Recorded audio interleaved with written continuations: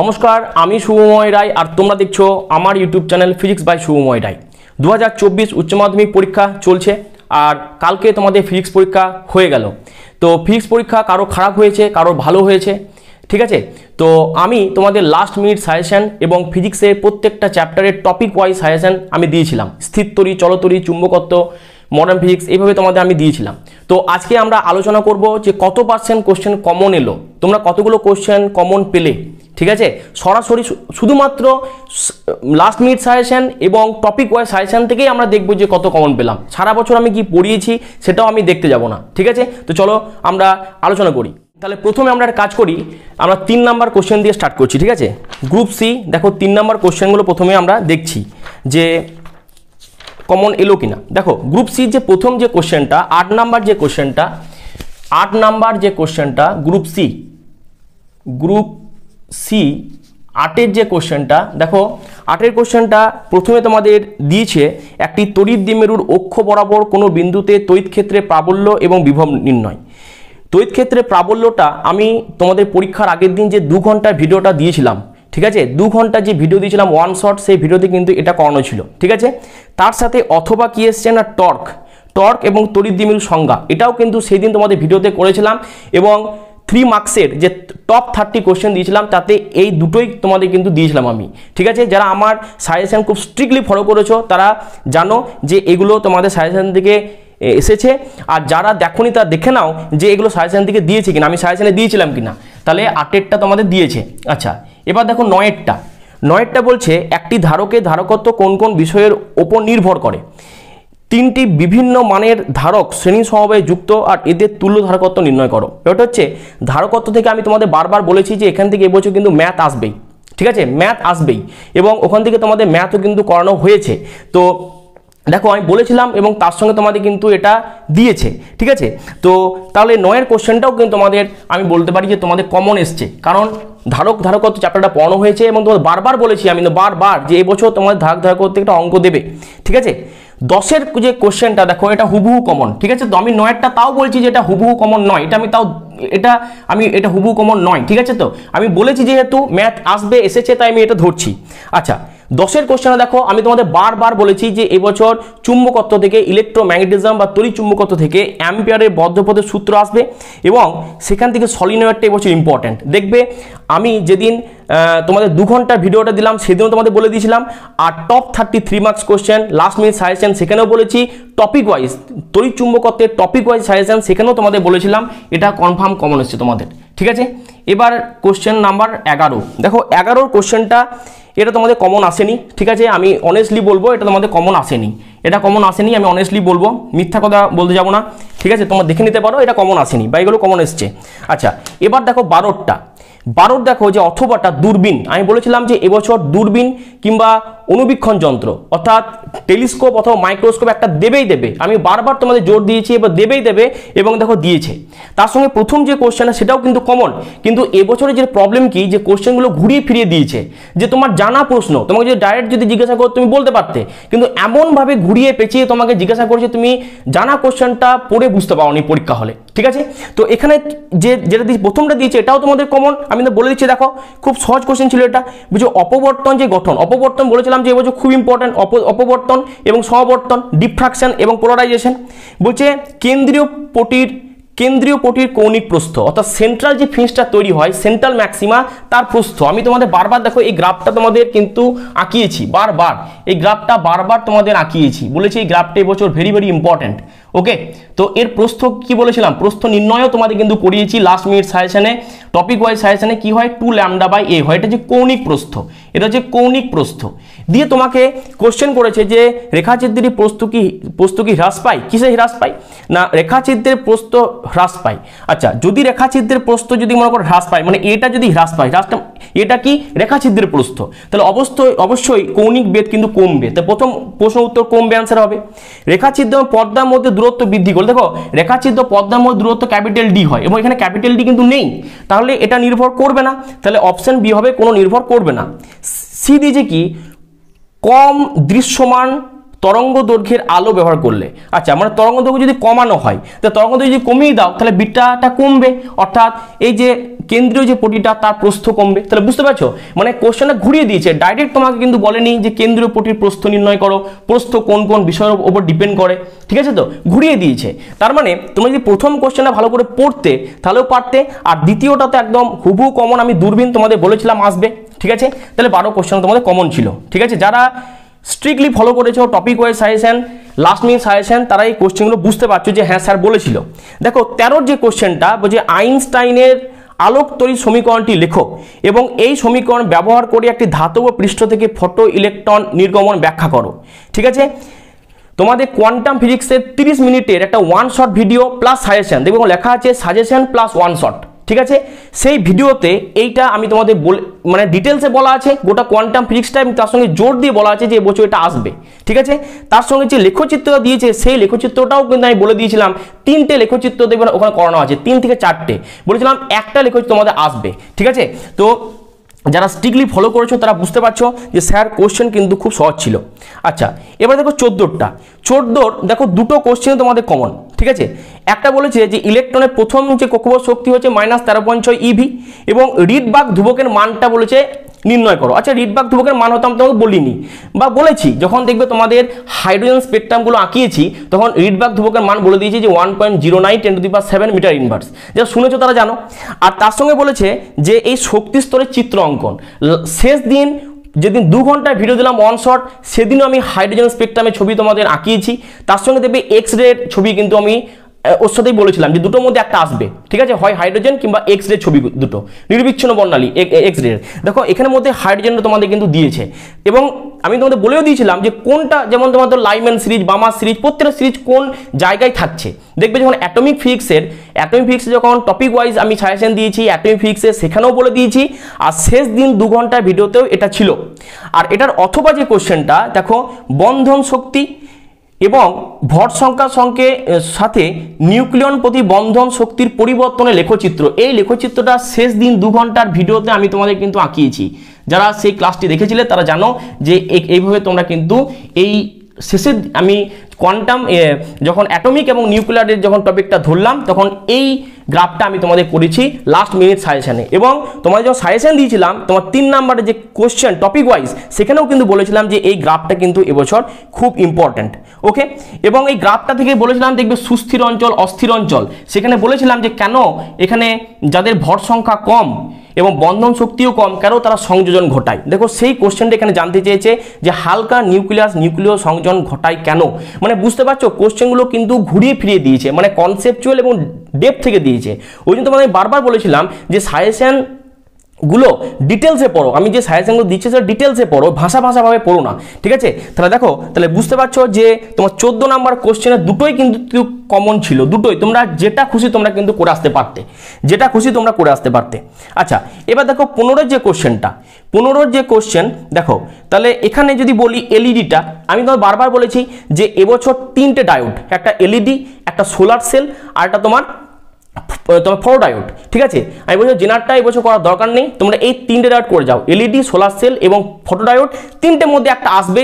তার মধ্যে বেশি আমি জোর দিয়েছি কিন্তু এলইডির ওপর। দেখো এলইডি কিন্তু এসেছে এবং তার চিত্র অঙ্কন করতে বলেছে এবং বায়াসটা দেখাতে বলেছে যে এলইডি কি বায়াস থাকে, আমি পুরো ডিটেলসে তোমাদের পড়িয়েছি।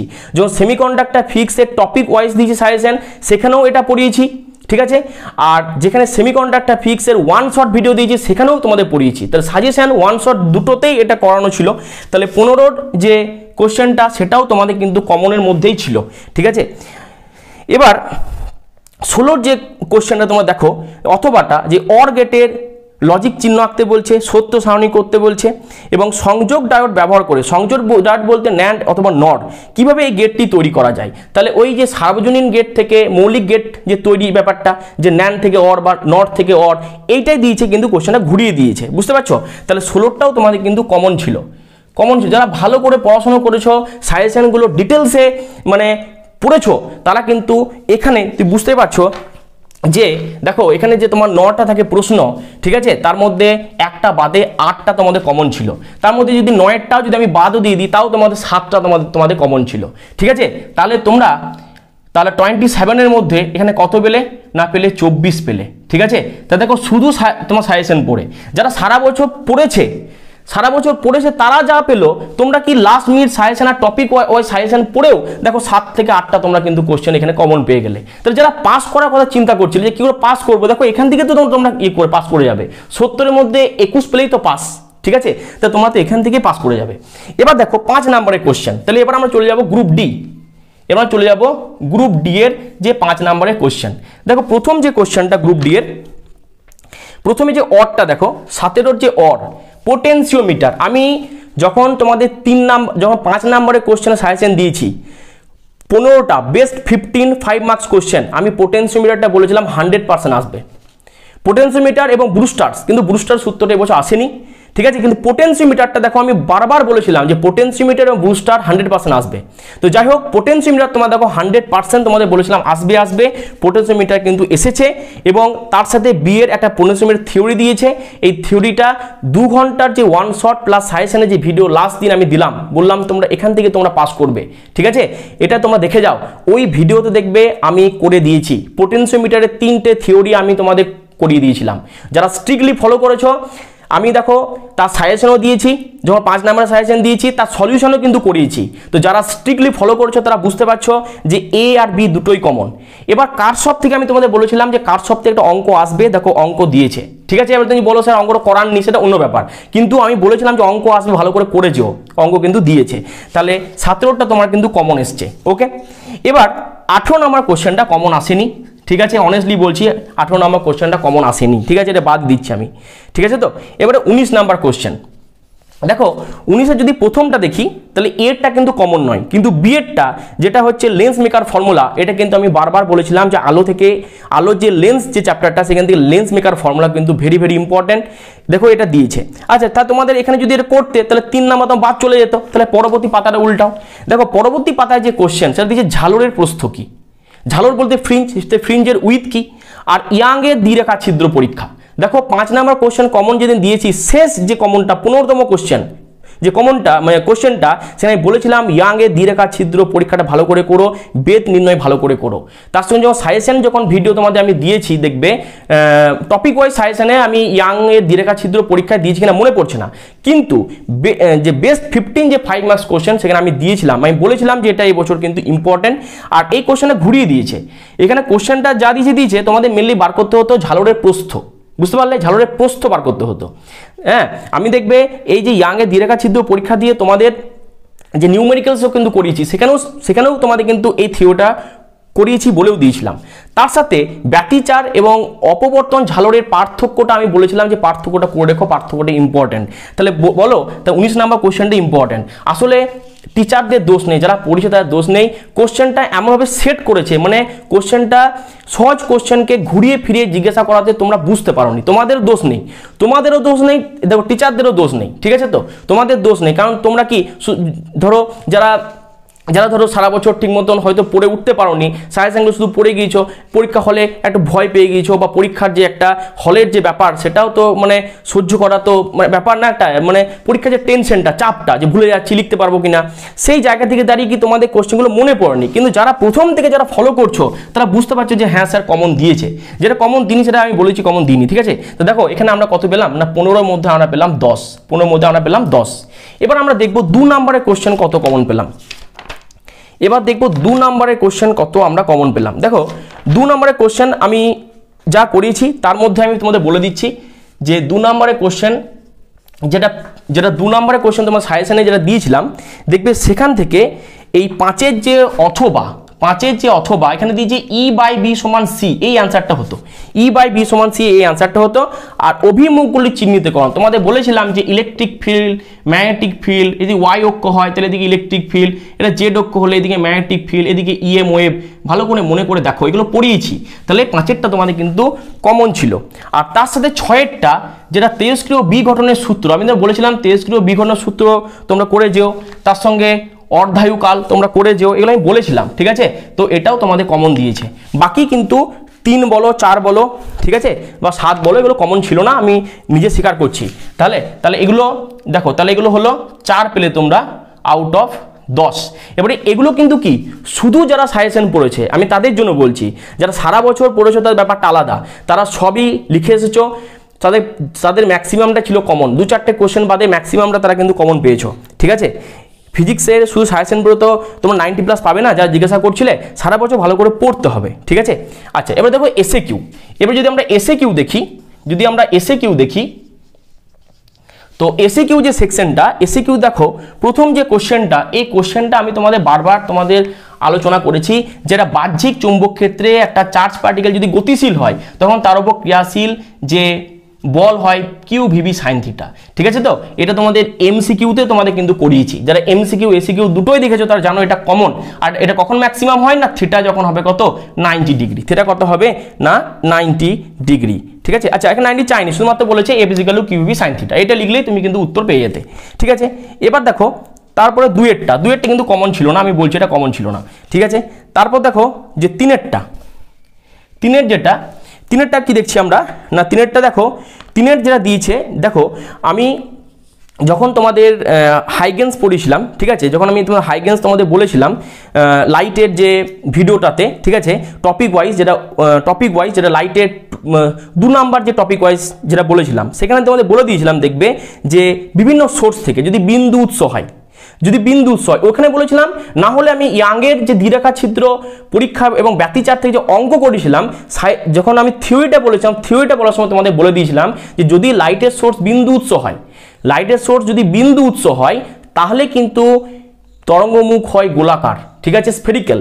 আর যদি হয় রেখা উৎস মানে স্লিট, তাহলে হবে কি তোমার চোঙাকৃতি বা অর্ধ চোঙাকৃতি। এটা কিন্তু এমসিকিউতেও এটা ছিল, ঠিক আছে। যারা ফলো করেছো স্ট্রিক্টলি তারা বুঝতে পারছো যে আমি যে কটা এমসিকিউ দিয়েছি তার মধ্যে এটা ছিল, এক জায়গায় অ্যান্সার হয়েছিল অর্ধ চোঙাকৃতি কিংবা চোঙাকৃতি, ঠিক আছে। আচ্ছা, আর 4 নম্বর যে কোশ্চেনটা বলেছে যে ট্রানজিস্টরের যে ভূমি অংশের ডোপিংয়ের মাত্রা কেন পাতলা করা হয়, এটা দেখো তোমাদের আমি বলেছি 2 নম্বরে বা 1 নম্বর যে তোমার এসিকিউ সেখানে দেখবে তোমাদের এটা ছিল, এটা বলেছিলাম যে কেন হয়। তার সঙ্গে সেমিকন্ডাক্টর যখন টপিক ওয়াইজ সাজেশন দিয়েছি তখনও বলেছি, মানে একটা কোশ্চেন তোমার 3বার 4বার আমি তোমাদের বলেছি, ঠিক আছে। তাই এটাও তোমাদের কমন ছিল, মানে এসিকিউ তোমাদের 4টের মধ্যে 3টে কমন ছিল, ঠিক আছে। আর এমসিকিউ তোমাদের তো একটু আগেই আমি ডিসকাস করেছি আজকে, ঠিক আছে। এমসিকিউ 13 নম্বর যে কোশ্চেনটা, ওটা ন্যান্ড গেট অ্যান্সারটাই ভেরি তোমার অ্যাকুরেট, ঠিক আছে। বাট যারা অর করে এসছো তাদের ওটা নাম্বার দিতে পারে, ঠিক আছে। তো বাট ন্যানটাই কিন্তু 100% অ্যাকুরেট। এবার এমসিকিউ সাজেশন দেওয়া খুবই মুশকিল, কি আসবে না আসবে ওটা কনসেপ্টের ওপর করতে হয়। তো যদি আমি এগুলোই ধরি, এমসিকিউ বাদে যদি আমি ধরি, তো কত হচ্ছে দেখো, তো 24 আর 10 34 আর 4 38 আর 3 41, তাহলে এমসিকিউ বাদ, তাহলে 41 পাচ্ছ কত 56-র মধ্যে, তাহলে ইন্টু যদি তুমি 100 করো তাহলে প্রায় তুমি 73% 73% পেয়ে যাচ্ছ শুধু সাজেশন এবং টপিক ওয়াইজ সাজেশন দেখে। তাহলে বলো এর থেকে আর কি বেশি তোমার দেওয়া যায় কমন, একটা বলো কি কমন দেওয়া যায়। শুধু সাজেশনে যদি 73% তোমার 75% সাজেশন চলে আসে, তাহলে ধরো নিজে যদি একটু ভালো করে পড়াশোনা করো, তোমার টিউশন টিচারের কাছে যদি একটু ভালো করে পড়াশোনা করতে সারা বছর, তাহলে 80+ কি 90+ও তোমাদের কিন্তু খুব একটা অসুবিধা হতো না। আর যারা ভালো করে পরীক্ষা দিয়েছ তারা তো ঠিক আছে, অল দ্য বেস্ট, ভালো পরীক্ষা দিলে। কিন্তু যাদের পরীক্ষা খারাপও হলো তারাও কিন্তু আশাহত হবে না, তারা আরও যে পরবর্তী যে তোমাদের পরীক্ষাগুলো আছে তারা ভালো করে সেই পরীক্ষাগুলো দাও, ঠিক আছে। একটা পরীক্ষা তোমাদের খারাপ হতেই পারে, পরবর্তী পরীক্ষা তুমি ভালো দাও। পরীক্ষায় তোমাদের অনেকগুলো পরীক্ষা বাকি রয়েছে, কেমিস্ট্রি রয়েছে, ম্যাথ, বায়োলজি, সেগুলো ভালো করে দাও, নাম্বারটা তোমাদের ঠিক করে নাও, ঠিক আছে। কিন্তু তোমরা বুঝতে পারছো যে কমন ছিল, কিন্তু পরীক্ষা হলের ব্যাপার, তার সাথে তোমাদের কোশ্চেন ঘুরিয়ে আসা জন্য তুমি কোশ্চেন চিনতে পারোনি, ঠিক আছে। তো আশা করি বুঝতে পারলে যে কত নম্বর কমন এলো। পরবর্তী যে জেনারেশন তাদেরও সুবিধা হবে যে শুভময় স্যার যে সাজেশন দিয়েছিলেন টপিক ওয়াইজ এবং লাস্ট মিনিট সাজেশন সেখানে কতটা কমন এসেছিল, তিনি গাইড করতে পেরেছিলেন কিনা, ঠিক আছে। তো রাখছি, দেখা হয় পরবর্তী ভিডিওতে আমরা নিউমেরিক্যালের সলিউশন নিয়ে আসবো।